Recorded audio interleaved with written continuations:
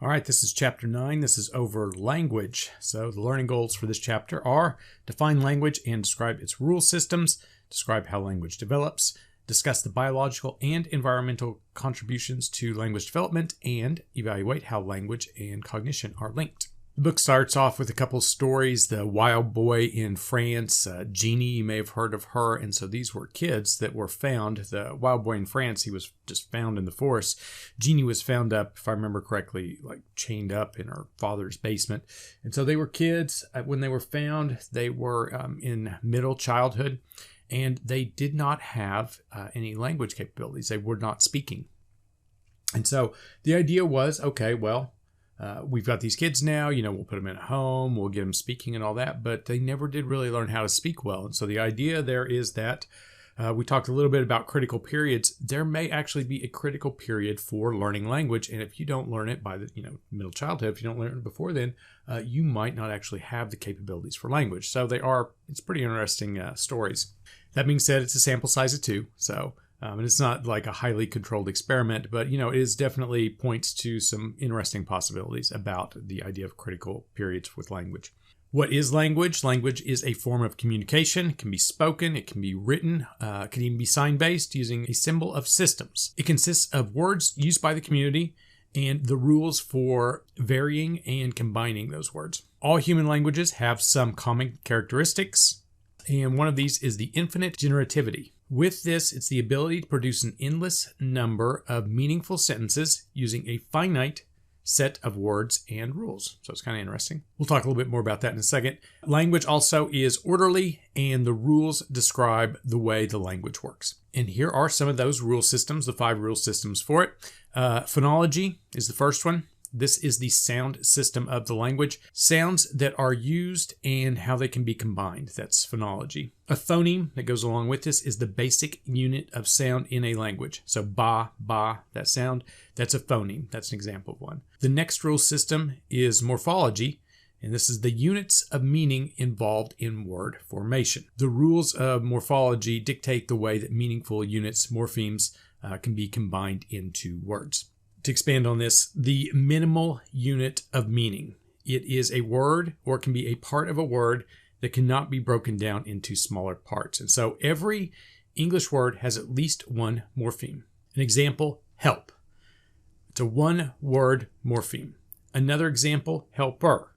So that's one word, but it has 2 morphemes, help and the ER at the end of that. And so not all morphemes are words by themselves. The ER, that's not a word. Like ing, that would be another example of one. The next rule system is syntax. These are the ways in which words are combined to form acceptable phrases or sentences. So some people like to think of syntax basically as grammar. The book, an example from the book is Bob slugged Tom. You know who was slugged and who did the slugging because you understand the syntax of the English language. Syntax is not the same in all languages, so here we would say a French restaurant. In French, it's reversed, le restaurant français. But there's a lot of commonalities between the world's biggest language, so it's possible that a lot of the languages actually came from like an original language, a proto-language. The next rule system is semantics, and this is the meaning of words or sentences. So girl and woman, they share many semantic features, but they differ on age. So they're very similar, but not exactly the same. Some sentences can make sense from a syntax point of view, but not make sense from a semantic point of view. So I know that sounds difficult. We do have a really good example here, a famous example from Noam Chomsky. Colorless green ideas sleep furiously. So I'll say it again. Colorless green ideas sleep furiously. The words are in the proper structure. They are in the proper alignment. But the semantics, the actual meaning of the words, they don't make sense. So the syntax makes sense, semantics don't. On the last one, this is pragmatics. This is the appropriate use of language in different contexts. You could almost think of it as politeness to a certain extent. Pragmatic rules can be complex and they differ from one culture to another. You could also think of it as the cultural rules of the language. So if you were talking to me, a professor, you're going to speak differently to me than you would one of your friends or a child or one of your parents. That's pragmatics. Telling stories, jokes, or lies, those are pragmatics too.